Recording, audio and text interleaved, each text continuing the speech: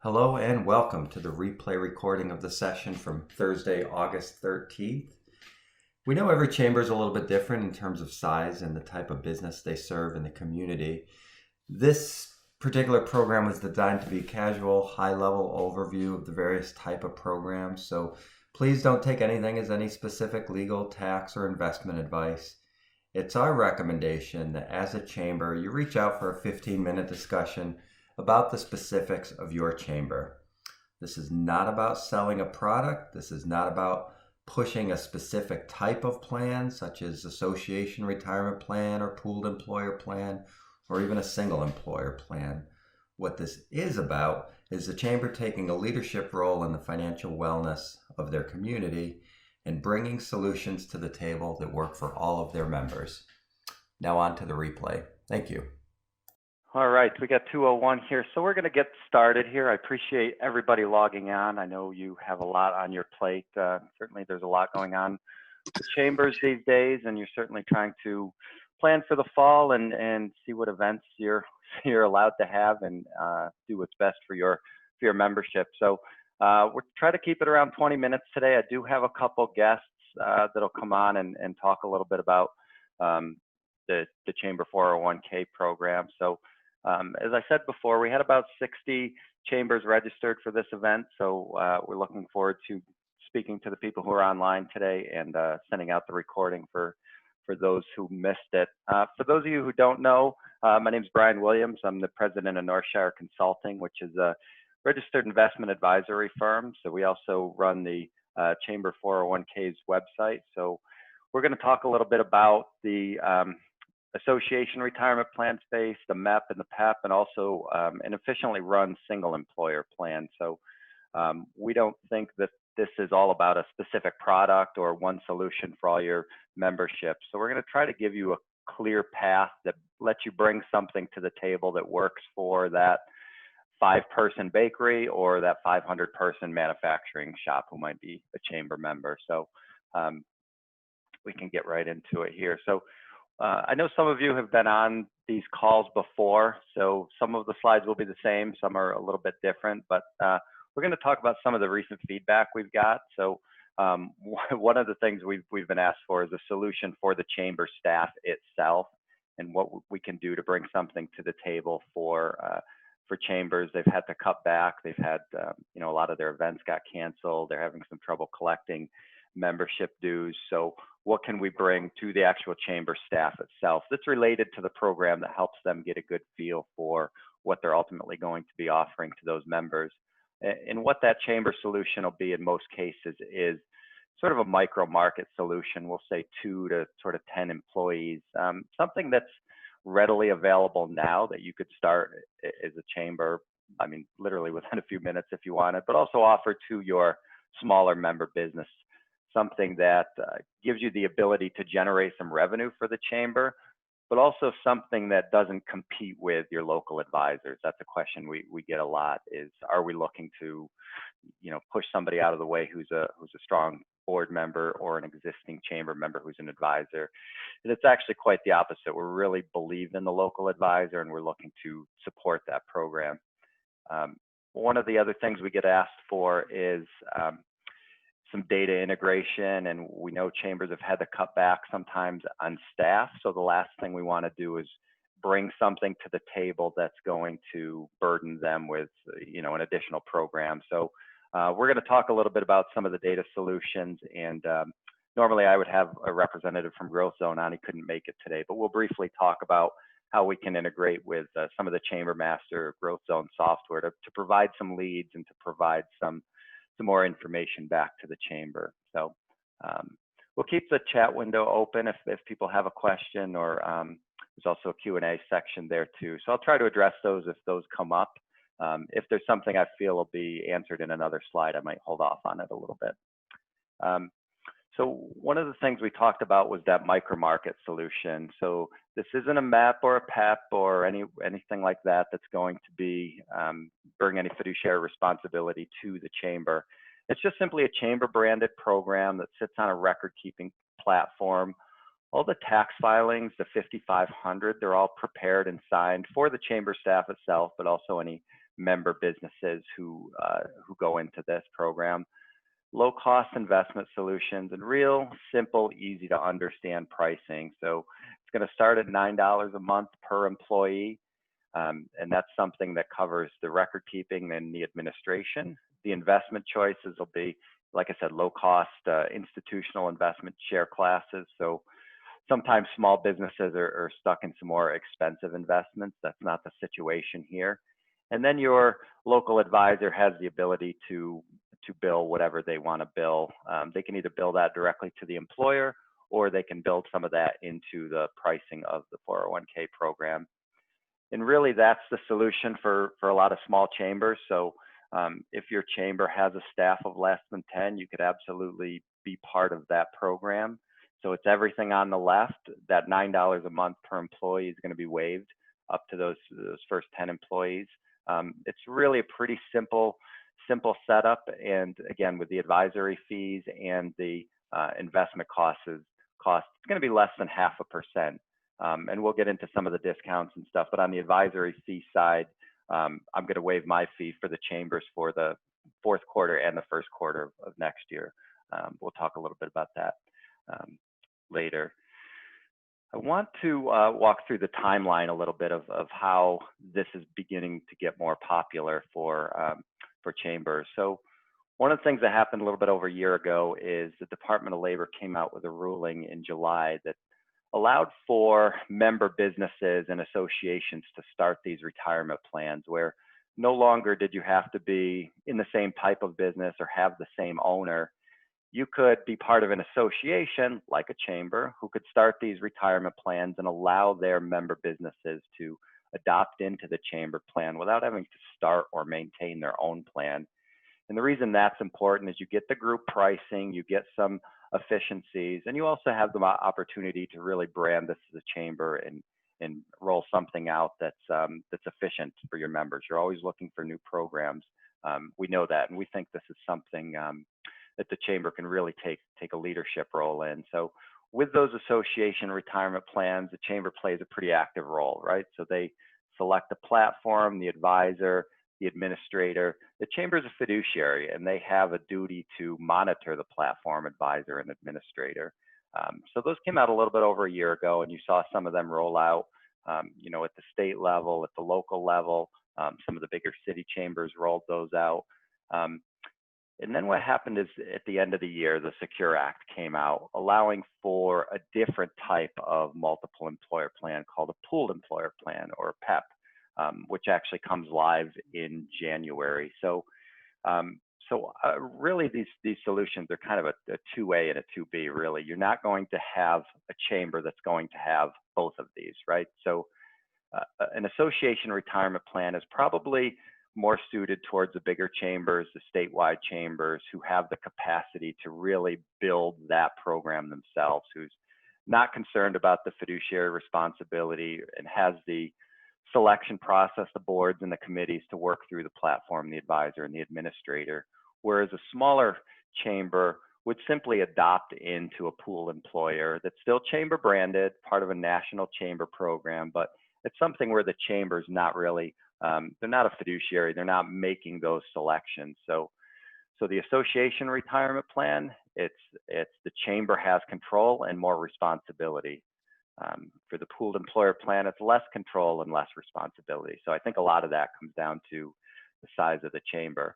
But we also think that that's not the perfect fit for all of your chamber members. So I think those association retirement plans and PEPs are going to be more for, let's say, 10 employees or more. They're more robust. They have some features that are better suited for existing 401k plans who could potentially convert into one of those programs. But chambers have a lot of businesses between that 1 to 10, and we want to make sure that they're not left out in any sort of program. So we want to also marry those multiple employer plans with an efficiently run single employer plan where, again, the chamber's not a fiduciary, but it's really great for startup plans and 1 to 10 employees. So we have a couple guests on from from a company called 401 Go, who's really embraced the chamber model and is really willing to work with chambers. So we're going to give them an opportunity to speak here in a few slides.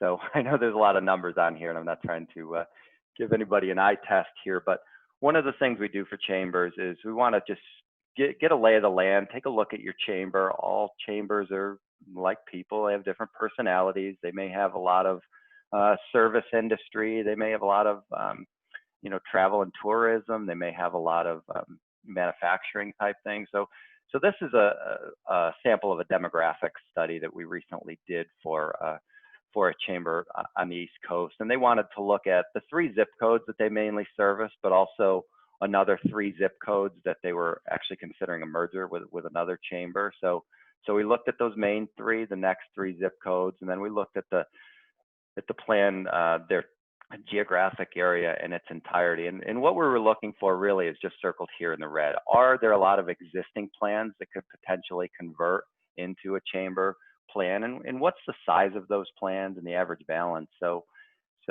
they actually didn't think they had a lot of businesses that would be interested, but the study showed us numbers that are a little bit different than that. So we looked at plans under 25 million who are more likely to convert into a chamber program.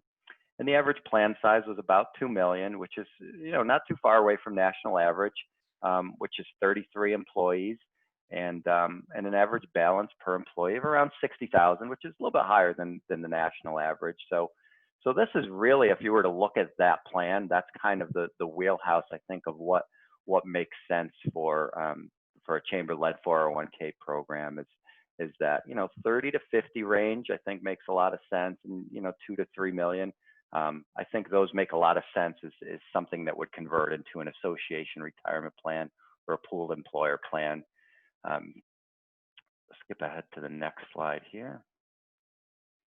So like I said, Dan couldn't join us today, but when we do those demographic studies, we're looking at the chamber as a whole, but we're also looking into who those actual member businesses are, right? So every existing retirement plan has to file a tax form called a 5500, and those tax forms are public information. So what's on those is the number of participants, the assets in the plan, also some contact information, who signs that form, name, address, all that kind of stuff. So ultimately what that becomes is really a lead source for that chamber. So we want to make sure that integrates with, Growth Zone or maybe a different kind of software that they're using. So we can provide that data and say, okay, here's the 95 existing plans in your area. We'll cross-reference those. Maybe there's 30 who are chamber members. So we have a conversation with them. Then maybe there's, another 60 who are potential members for the chamber. And maybe this is the program that helps get them over the top. And maybe this is the reason they have to join the chamber.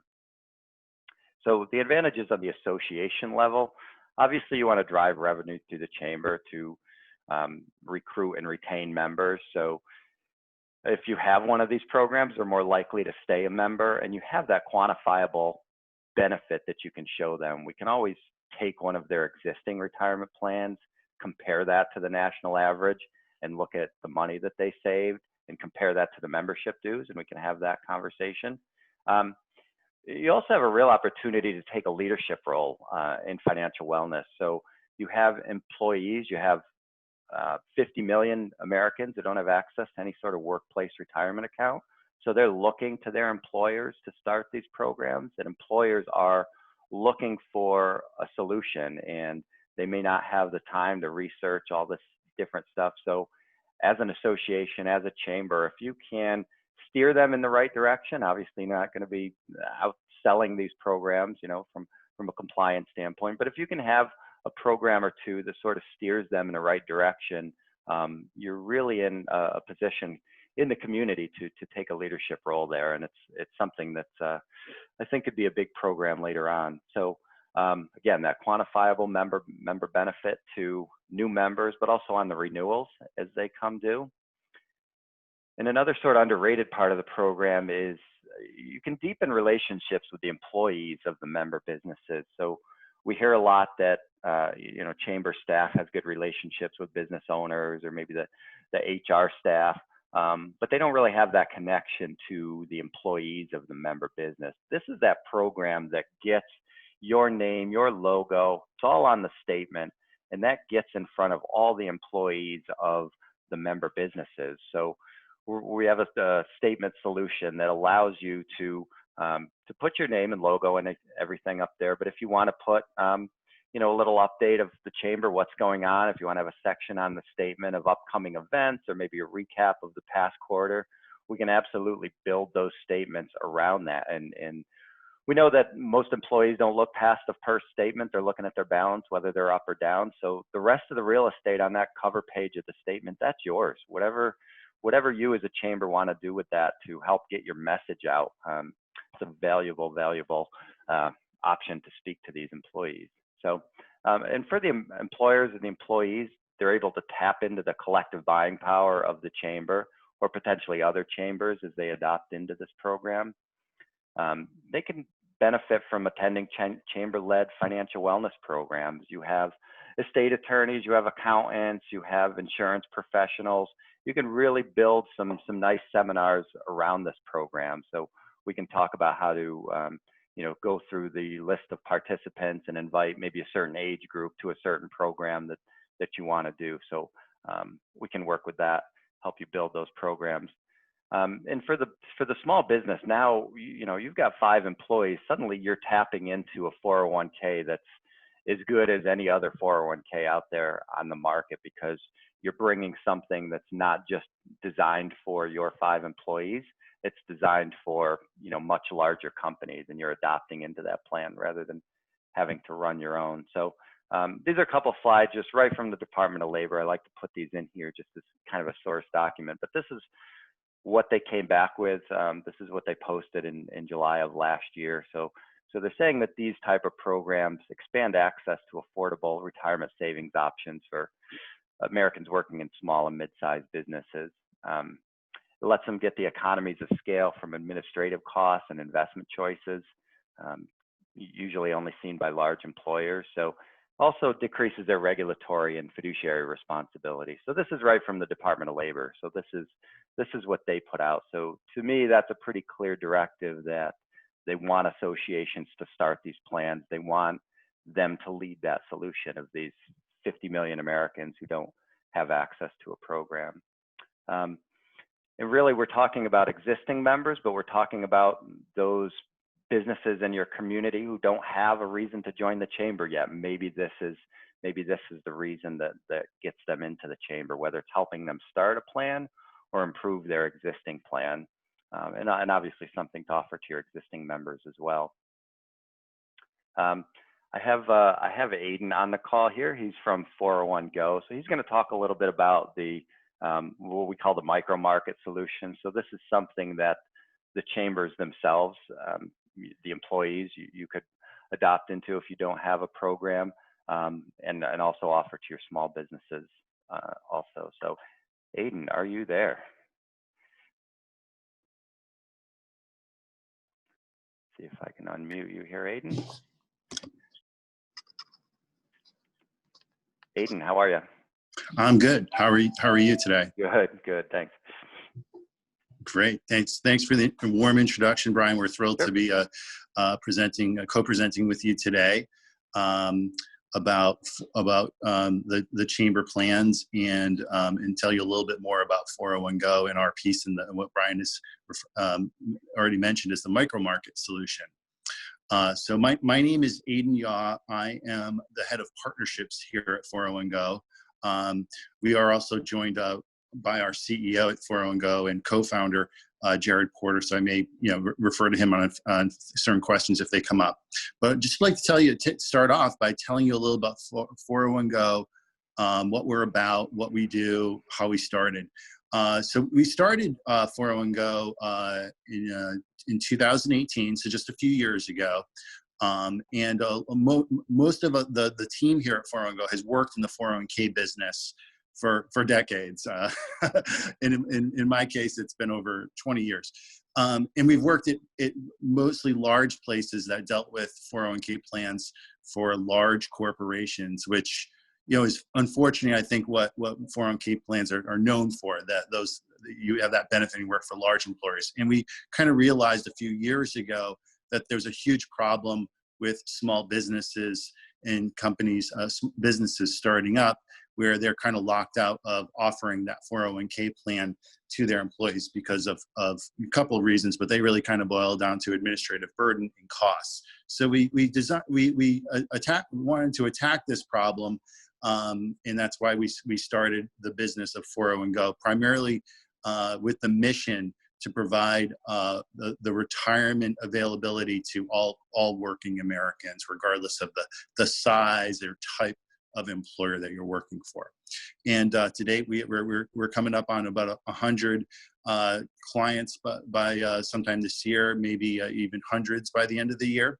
And we've been working with a number of chambers of commerce already throughout the country. We have about 10 right now that we're working with already, and we're very familiar with the unique aspects that chambers bring to the table. So when we started 401go, we designed this to be a full service and custom built. So the first year of our existence, we basically built out our technology and our platform. So we don't use someone else. We are the technology vendor of ourselves. And so what that means is that we're pretty flexible.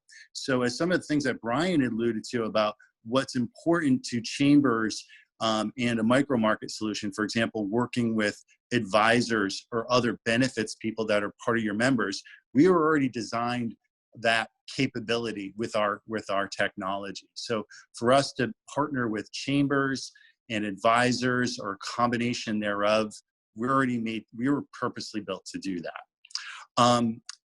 We offer several investment options. I know that's a very key aspect. Our off-the-shelf offering offers low-cost funds from Vanguard, Fidelity, DFA, and Schwab. We also offer a managed account, which means essentially an employee can have their account professionally managed. They just kind of answer a few questions and we'll automatically manage it for them. And in the case of advisors, like what Brian is doing with Northshire, you can have a bigger set of investment options, more than we have access to basically 30,000 investment options. So there's pretty much anything that we can procure is accessible to a retirement plan. As I already mentioned, we do partner with chambers and advisors, but we do have a specific partners program. So that, I'm going to allude to that a little bit with the specific about the chambers, but it basically means we, in addition to having partnership tech capabilities, we also have some incentives for actually officially partnering with us. I'll get a little bit more into our pricing, but we basically charge a flat per participant monthly fee, and that is anywhere from $5 to $9. I think for the micro plan solution, it's more like $9, and that's paid by the employer. And that's it. There's no startup fee. There's no other charges involved. We really designed 401go to be a simple and transparent one. So let me, Brian, if you could you go back a couple of slides? And how am I doing on time, Brian, if you need to keep me honest here? Okay. I think you're doing okay. We'll try to keep it under half an hour. So we got about 7 minutes left. And okay. We'll leave a couple at the end for another guest. So. Okay. So just a little bit about the specific aspects of 401go with the chambers. So as Brian already alluded to, this is not what we're doing is not a MEP or a PEP. That means there's no fiduciary entanglements by the chamber. Basically, any fiduciary or trustee assignments, they are done by the employer. And there's also 401go is a co-fiduciary in pretty much all these scenarios as well. We can also co-brand with you, so we can put your logo and name front and center. And the monthly employer cost of $9 can actually decline so that if the more chamber members join and their employees participate, we actually take advantage of the economies of scale that you've come to expect with bulk purchasing, as if you were to buy this at Costco or Sam's Club, so that you get basically more bang for your buck. So you have an example there, so that if, like, say 10 businesses with 5 employees each, all join the chamber arrangement with Brian and 401 Go, you qualify for the next tier of breakpoint pricing, which in this case would be $8, and that applies to all. So you kind of get the benefit of that mass bulk economy of scale, but at a broader level. So that's about that one. Can you go to the next slide, please? Some of the things that the chambers would probably find interesting, and some of the perks, and as Brian mentioned, so there's some potential revenue opportunities here. One of the things we're offering right off the gate is that, we know that chambers have had a hard time over the last few months. Not to say it was even easier before COVID, but it's certainly gotten harder. The members are having trouble paying their dues, and we know that's been a problem getting 401k plans started up for the chambers and your employees. So we're offering a special deal where we'll waive our fees, and I know Brian's going to waive his fees. So if any chambers want to actually set up or transfer a 401k plan, if you already have one, with 401 Go, we won't charge, and that's good for up to 10 employees or $50,000 in plan assets. So we also offer a referral credit of $2 per participating employee monthly. As I mentioned on the prior slide, we charge $9 or so. And so we can give a referral credit back to the chamber or any other referring entity that's a partner with us, if you so choose. And I know sometimes, we've had partners in chambers say, like, well, I don't want that money, and we can do something different where we can just reduce the overall fee if that's more preferred. But there, like I said, there is a revenue potential. And just for the rest of 2020, we are offering a referral bonus of anywhere from $100 to $500 per funded plan. And it depends on that bonus, depends on the size of the employer. So I think pragmatically, it'd be more, because of the micro solution, anywhere from 1 to 20 employees, it's $100, but it can be anywhere up to $500 for up to 100 employees. And we would basically pay that out to the chamber or any other referral partner using that perk or that bonus for the remainder of this year. And as soon as we have the first contributions coming in, that's how that would work. We pay out the bonus. So if you go to the next slide for me, Brian, and if that's not thank you, Brian. And if that's not enough, there's some great tax breaks that the government's offered. So I like to think of this as the cherry on top. You may have heard a little bit about something called the Secure Act that was passed late last year, kind of got overshadowed by COVID, but it did allow several tax perks. And essentially what we're looking at is several tax credits that were better and greater than what was there previously. So you can actually get, as an employer, you can get up to $5,000 per year, up to 3 years on half of your cost for setting up and maintaining a 401k plan. So, and plus there's a $500 per year credit for using automatic enrollment. And that's basically, if you're not familiar with that concept, that's the concept where the employees are automatically enrolled in the plan. They're kind of given a deadline. If they don't do anything, they're automatically enrolled. So they kind of take the initiative away from the employee and kind of give them that nudge. So if you use automatic enrollment, which you can do with 401 Go, but it's also your option to do it or not. There's a $500 credit. So as long as you have a plan with at least one highly compensated employee, so that would be a non-owner or someone not related to the owner, or no one that's paid more than $130,000. So as long as you have at least one employee, which is pretty low bar, you qualify for these tax credits. So the one exception is like you have like a one-person business, a solo 401k, that typically would not get the credit. But anything with more, at least, like I said, one employee will work.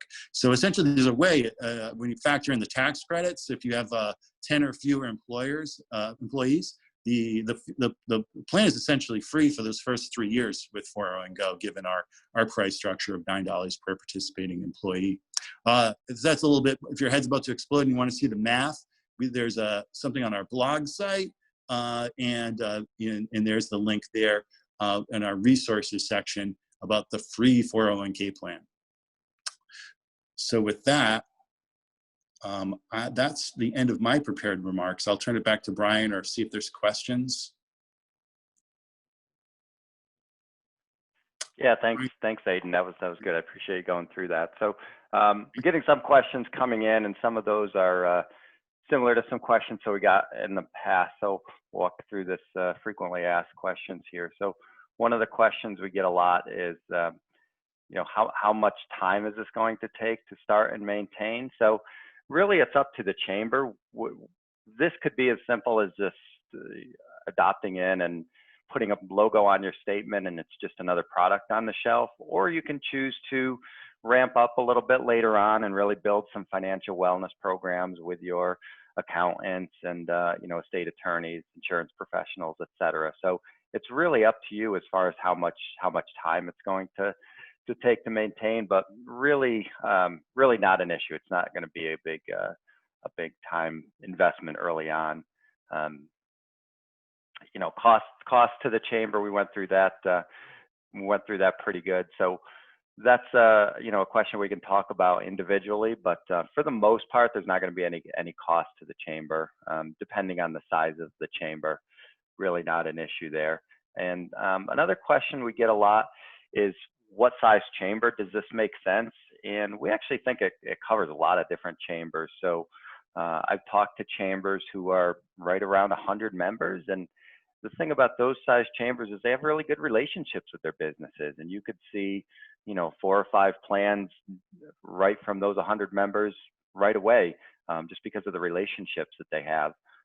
Bigger chambers, you got 1,000 members. Well, you've got a pretty good staff. You've got a marketing machine. You've probably got some bigger size business. Obviously, over time, you'll have more adopting employers, and you'll have more members in total. But just from a percentage basis, I don't see where there's a chamber size that it really doesn't make sense for. The bigger chambers are going to probably want to have an association retirement plan so that they can have a little bit more control and match that with sort of a micro market solution. And the other chambers are going to want to offer sort of a pooled employer plan for some of those existing plans or some of those bigger employers that they have, and again, have that micro market solution. So I had a question about, is a program available in California? Yes, it is. There's a lot of state programs that are rolling out, and the good state programs will tell you that they don't actually want to be in that business. They prefer that the chambers take a leadership role and the small businesses start their own plan rather than be part of a state program like California has. But we're not here to, we're certainly not going to badmouth the state programs. We appreciate them taking a leadership role in it, but we think there's a place for them, and we think there's a place for chamber programs too. And I think that's part of what the chamber can offer is say, here's how to enroll in your state program. If you're in a state like California who has one of these, and here's what the chamber brings to the table, and let's make sure we have the right solution for you. So we're not going to steer them into something that doesn't make sense. If the state program is a better solution, then by all means, absolutely do that. So we've had some write-ups. I know we're doing an interview later on today with another 401k publication that we can send out to you. But some of these links have been in some of the emails that I've sent out to you folks. I appreciate you reading those. So we got another question here. What are the requirements for an employer? That's a good question. So employers have the ability to still pick their own plan specs in a lot of cases. So they can, what type of match they offer, what type of vesting, eligibility age, whether it's immediately eligible, eligibility as far as, if a person starts, how quickly can they enroll in the plan. So the employer does still have a lot of leeway as far as designing the plan itself.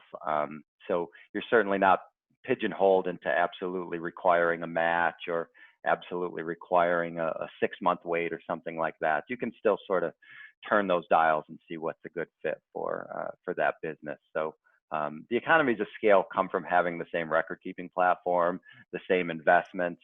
But as far as plan design, the individual businesses who are chamber members can still design the plan that's a good fit for them. So one of the things I did early in the year, I was lucky enough to be on Brandon Burton's Chamber Chat podcast. So he's had a pretty good year as far as he had this idea to bring on people who were nominated for Chamber of the Year. So he's been going through that series, which has been a pretty good listen. And I know there's actually a lot of people on the call today who have been guests of his, and probably some others who are listening. So I see Brandon's on today, so I wanted to give him a chance to just give us an update on that.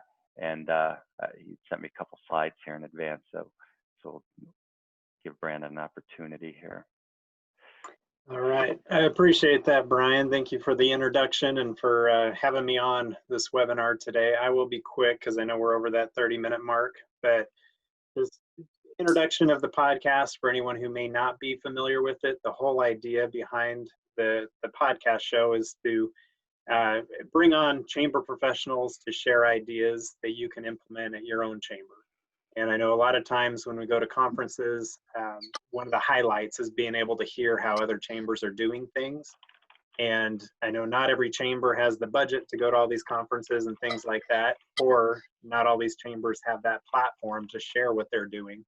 So on Chamber Chat podcast, I have a lot of these chamber professionals on as guests. We've had Sherry Ann Kelly, we've had Brian as a guest on the podcast, and a lot of others, people that you guys would recognize. But it is a weekly show. You can find it on all the podcast platforms. And what I've been noticing right now, since over the last few months, a lot of chambers, the word of the year seems to be pivot.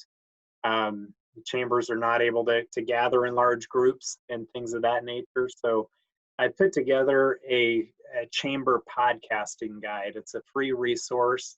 If in your desire or need to pivot right now, this chamber podcasting guide will give you the resources you need as far as software, which a lot of that software is free, as well as kind of the how-tos on how to just put a podcast together and kind of format those first several episodes so you can get up and running. But when we think of a chamber doing a podcast, it's one way that you can help your community catch the vision of the chamber, your mission and vision. It allows you to reach a wider audience and attract new members. And we all know that chambers are supposed to be storytellers. So use it as a platform to tell the story of the chamber and even provide added value to your members. Have some of your members come on as guests to talk about their business, or highlight some of your new members that join your chamber. But it also could be a great resource for non-dues revenue through sponsorship opportunities and advertising on your on your podcast.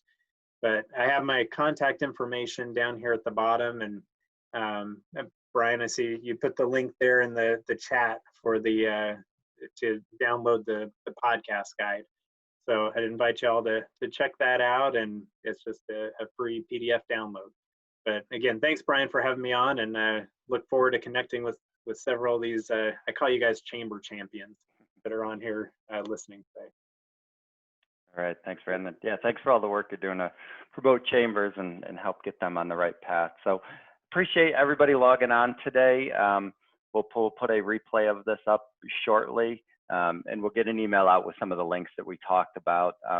I'd say that, in closing here, every chamber is a little bit different from a personality standpoint. So don't be afraid to think that this program doesn't work for you for whatever reason. Just have a conversation. Let's take a look at your demographics. Take a look at, what you're trying to accomplish from a chamber standpoint. And maybe it's a good fit, maybe it isn't, but I think it's worth looking into.